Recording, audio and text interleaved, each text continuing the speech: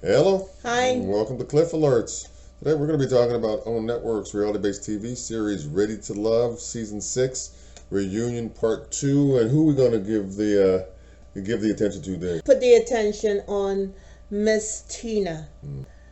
But we ask that you like, share, subscribe, and make your comments to us, and we will respond accordingly. But let's get into Miss Tina and her behavior. Yeah, Miss Tina, if you all will recall, had her ex, BJ, Yes. come on the show and drop a little bit of insight into how she rolls, how she moves. If Tina feels a certain kind of way about something, she will cut you off at the knees. Right, and that's exactly what she did. Her no-show at the Weekend getaway house. Her no-show at a meeting that I'm sure she arranged to meet with Tommy and the producers. Her no-show then, and then her absolute disregard and disrespect of the cast and the producers and Tommy to not issue an apology immediately, but sort of like sarcastically asked him at one point whether he wants her to apologize. Yeah, but here's the thing though, and you're right, but before that, nephew Tommy asked her if she felt like she bailed out on not only the process but him as well. Her answer was, well, I felt like I had to do what I had to do that was best for me. But what does that have to do with responsibilities you have, i.e. contacting the producers, if you arrange a meeting to meet with Tommy, showing up and saying what you have to say. The show is too much for me. I can't handle it. I'm out of my league. I am stepping away. That is what grown women do to keep some level of integrity about yourself. You got to be able to say no. This is not what I'm going to do, and I apologize sincerely for it. I apologize for any upset, misunderstanding, miscommunication, but then I got to do the best for me.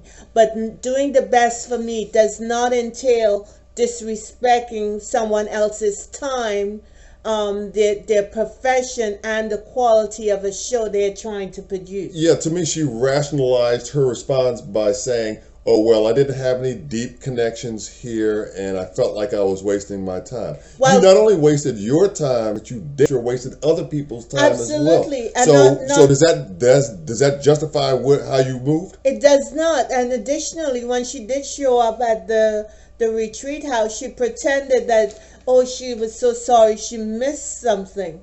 But if you know that you had no connections, that you were already out of the game or out of the loop, speak up. But tell your truth. Your truth will always stand for itself. This stuff about ghosting people is just complete and utter disrespect. It is not cool.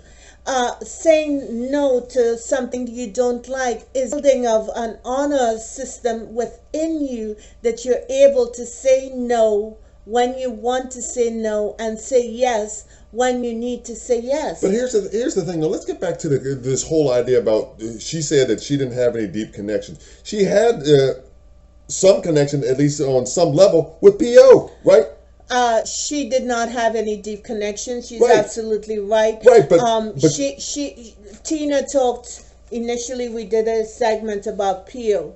Tina talked about how P.O. was not there for the right reasons. She wasn't there for the right reasons. Exactly. If she was attracted to P.O., it was to find out what he can do for her and her youngin at home.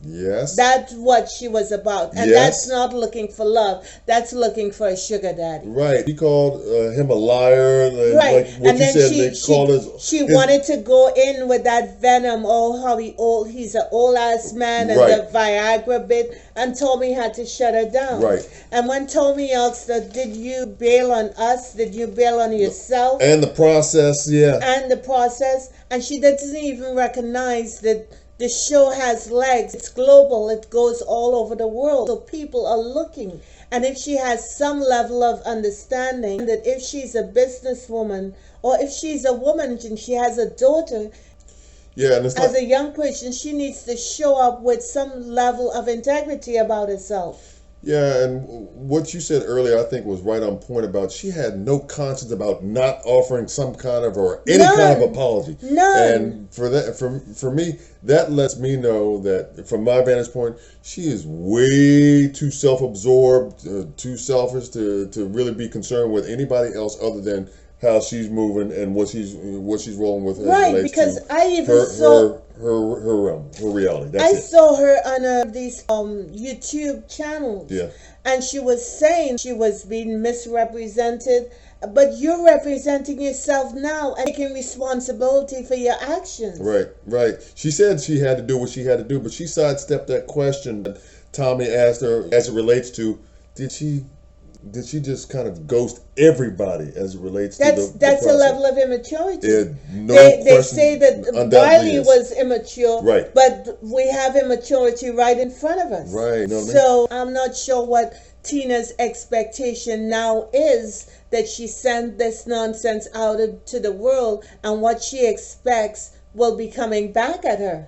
Like I said, it was just a bad look on her part and her representative's part. I don't know how she expects to move, down the road in the future in any kind of real way before she deals with some issues that I think she has that are going to stop her from meeting who she claims she wants. That person who's her, who's her soulmate. And Tina has a root of bitterness about her, perhaps in what she has encountered or experienced in With the her ex, past yeah. with her ex. Yeah. And she talked about they being in a toxic relationship. Tina is still toxic. The Yeah. way she went in on to humiliate Paul with he's an old ass man and he needs Viagra. That's a little girl's game. You don't have to humiliate someone to make yourself look good. Well, apparently she didn't get that memo for one, and two, she also had the nerve to do that and come across as dismissive to the show host. Absolutely. Now, I could be wrong. I don't know what she's accomplished in life in terms of her career or whatever,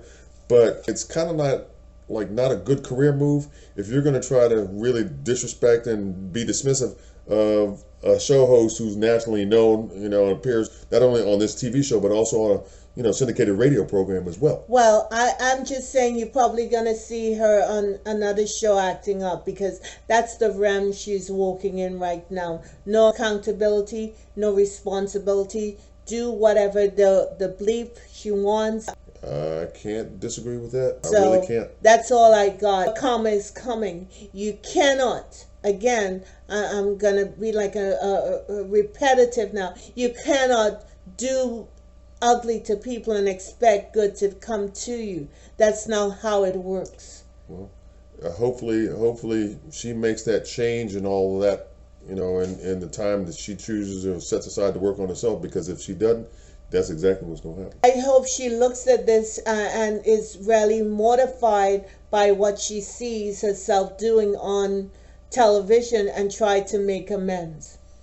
That's all I have to say about that. I think that would be a great start, but also there's more. I think there's more that would be necessary on her part to really put herself in a position to attract that person, that true person for her. I'm just saying sometimes you don't have to be a alcoholic, a drug addict to need a 12-step program. Sometimes all of us need a 12-step program to check ourselves. Yeah, she needs something to be far more respectful of people and less dismissive of people and their time and energies and efforts. And for someone so young, my God, what is her life ahead of her if she continues in that way? It doesn't look good from a long-term standpoint if you're going to continue on kind of like dismissing and disregarding other people and their feelings and their efforts and all that. Don't look good. Anywho, that's all we have about that. We'll see you in the next minute. Yep, for sure. Thank you for watching. Bye.